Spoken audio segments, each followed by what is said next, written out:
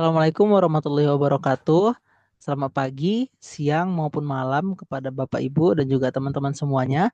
Di sini saya Nadal Khair dengan NIM 2240119 akan menjelaskan mengenai PJBL ketiga struktur baja 2 mengenai analisis sambungan baut pada struktur portal baja parkiran Kantor Gubernur Provinsi Sumatera Utara.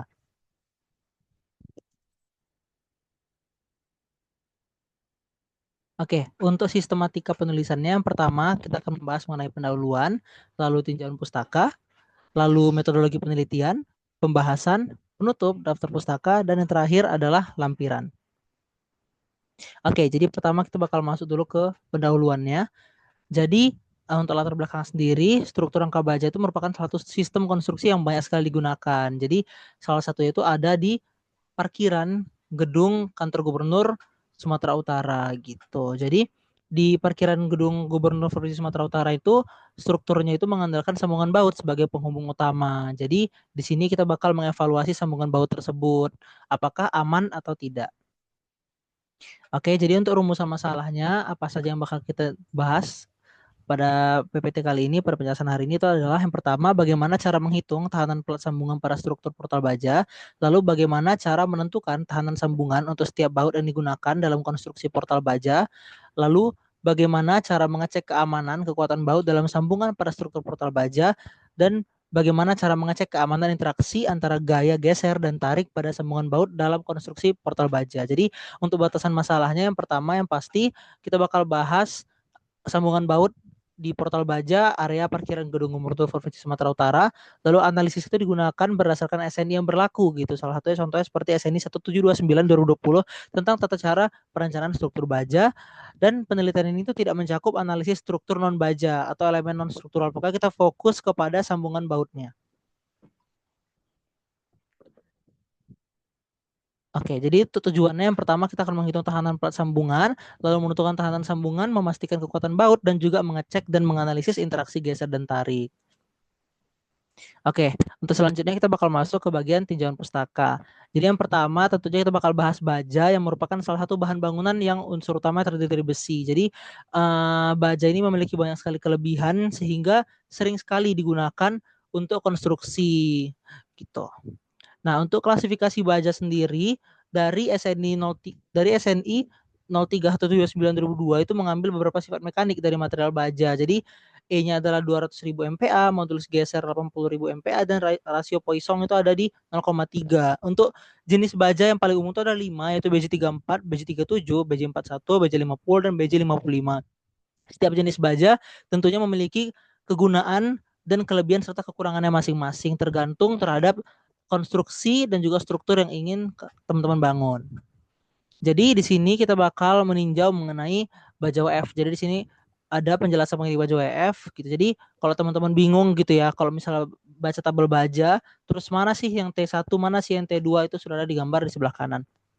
Lalu untuk penjelasan mutu baut itu ada dua sebenarnya secara garis besar.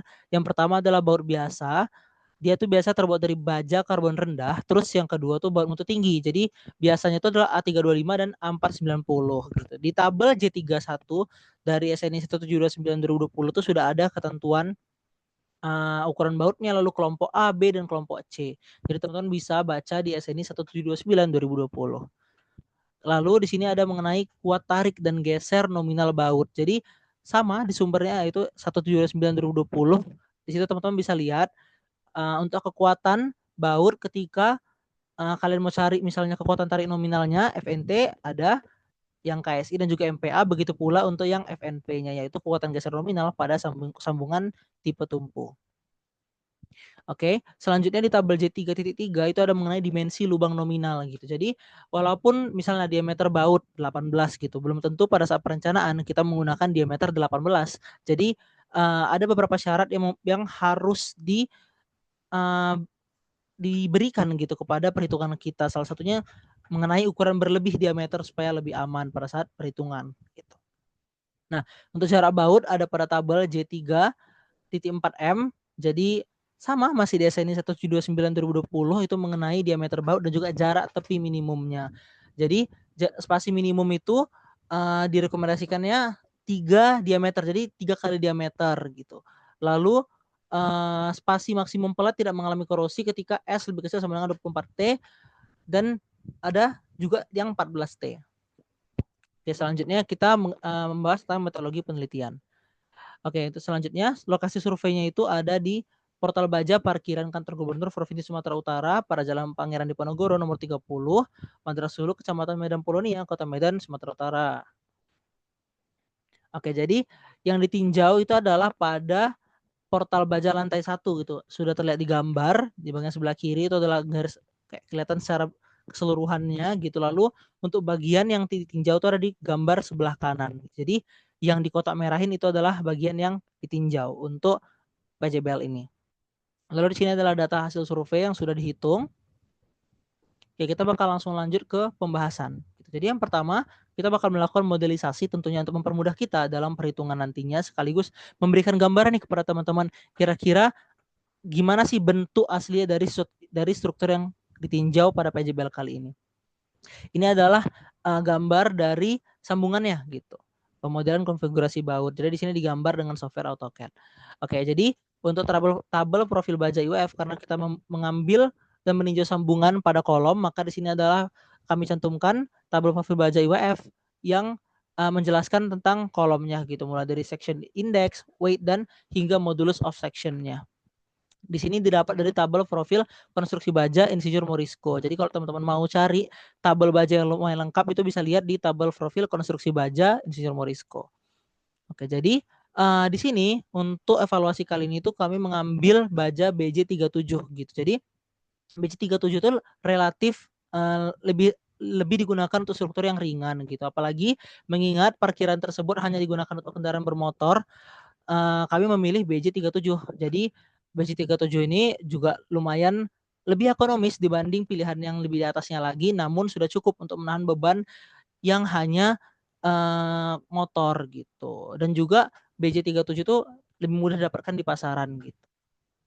Oke, jadi yang pertama seperti biasa dalam perhitungan struktur kita akan membahas mengenai kombinasi pembebanannya dulu. Jadi di sini saya menggunakan SNI 031727-1989 gitu tentang pedoman perencanaan pembebanan untuk rumah dan gedung. Jadi di sini bisa kita lihat untuk baja bahannya itu adalah berat sendirinya itu adalah 7,850 kg per meter kuadrat gitu. Jadi kita kalikan dengan dimensinya, lalu kita dapatkan beban mati ataupun D sama dengan 173,2095 kN. Lalu untuk beban hidup sama, kita mengambil dari SNI 031727-1989, di mana di situ sudah dijelaskan bahwa lantai gedung parkir bertingkat untuk lantai bawah itu adalah 800 kg per meter kubik per meter kuadrat. Jadi kita mengambil untuk lantai bawah, ibarat lantai paling bawah gitu. Dikalikan dengan luas. Jadi dapatkan 400 kN. Nah, untuk kombinasi pembebanan kita ambil yang terbesar, maka kita ambil yang 1,2D dikali ditambah 1,6 L. Jadi PU max-nya adalah 847,8514 kN. Lalu untuk perhitungan analisis strukturnya ada momen dan juga gaya lintangnya. Lalu langsung kita masuk ke perhitungan analisis struktur selanjutnya, di mana setelah kita menghitung HW, AW, BS hingga kita mendapatkan TBS-nya, yaitu didapatkan 0,02 meter. Nah, selanjutnya dengan informasi yang sudah di atas dari P, FY, HBS itu kita hitung nih panjang pelat minimum sebenarnya sehingga struktur tersebut tetap aman. Jadi didapat 0,05 untuk satu pelat, 0,05 meter adalah panjang pelat sambungan minimum. Lalu kita kembali ke tabel J3.3M di mana mengenai dimensi lubang nominal, kita bakal mengambil yang M27 gitu. Itu ada kesalahan di bagian pengotakan, yang diambil adalah M27. Jadi D lubang efektifnya itu adalah 35 mm sehingga dengan melakukan beberapa perhitungan mengenai AB, AG, AN dan juga AN max dan AN min sudah dapat sesuai dengan slide. Oke, selanjutnya kita cari nih perhitungan tahanan pelat sambungan. Jadi kita bakal mengambil yang paling besar tentunya, yaitu tahanan lelehnya 2160 kN.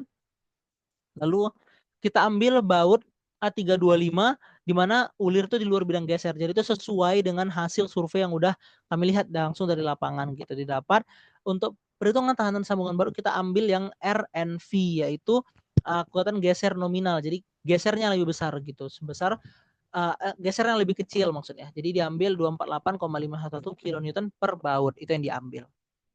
Lalu kita cek nih kekuatan baut masing-masing gitu ya. Tapi balik lagi ke konsep analisis analisis elastis di awal bahwa kalau misalnya ada yang simetris itu sama. Jadi pertama kita hitung momennya tadi sudah dapat, lalu kita hitung eksentrisitasnya, kita substitusi momen dan juga P ultimate-nya tadi, lalu kita masukkan untuk sigma x kuadrat tambah sigma y kuadrat dan juga RV-nya.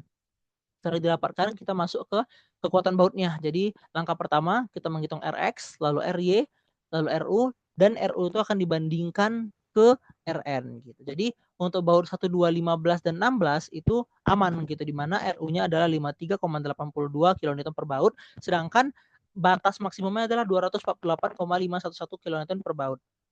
Begitu pula untuk baut 3, 4, 13 dan 14 itu udah aman karena RU-nya sudah lebih kecil daripada PRN, di mana RU-nya adalah 53,79.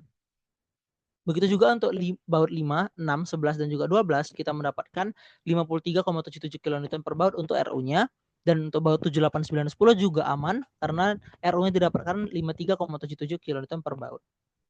Oke, jadi selanjutnya kita menghitung interaksi geser dan tarik gitu. Jadi dengan data yang ada di atas juga kita menghitung TU-nya, lalu kita menghitung FNT-nya. Jadi batas maksimum gesernya.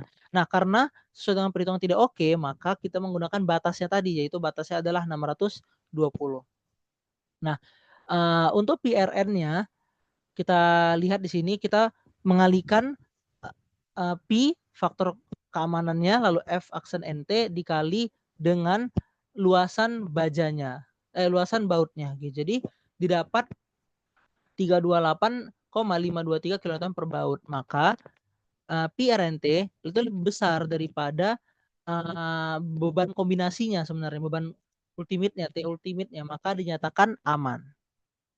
Gitu. Jadi kesimpulannya itu adalah tahanan perat sambungan itu diperoleh sebesar 2160 kN. Jadi teman-teman bisa balik lagi lihat pada bagian 4.8, lalu tahanan sambungan baut itu diperoleh sebesar 248,511 kN per baut. Lalu dari hasil evaluasi tadi teman-teman juga lihat seluruh kekuatan baut itu aman dan dapat menahan beban yang diberikan. Lalu dari evaluasi kekuatan geser dan tarik itu didapat bahwa sambungannya aman. Oke. Jadi dasar pusaka itu diambil dari buku perencanaan struktur baja berdasarkan SNI 129/2020 itu dari Universitas Brawijaya, lalu SNI 03 1727 1989 tentang pedoman perencanaan dan pembebanan untuk rumah dan gedung, lalu SNI 1729/2020 tentang spesifikasi untuk bangunan gedung baja struktural, dan yang terakhir diambil dari tabel baja Insinyur Rudi Gunawan dengan petunjuk Insinyur Morisco. Oke, lampiran. Jadi sebenarnya untuk dokumentasi itu udah diambil dari jauh-jauh hari pada tanggal 1 Oktober 2024. Jadi diambil pada saat saya dan teman-teman dan beberapa teman yang lain tuh mengantar surat permohonan pinjaman aula Raja Inal Siregar di komplek kantor gubernur pada saat untuk mengurus kegiatan PII yang akan dilaksanakan 5 Oktober kemarin gitu. Karena sebenarnya dokumentasi ini tuh diambil sebagai cadangan untuk PJBL sebelumnya. Berikut adalah gambar dari survei kemarin. Jadi sekian dari penjelasan PJBL saya. Jika ada yang tanya boleh terjun ke komen teman-teman. Terima kasih banyak. Assalamualaikum warahmatullahi wabarakatuh.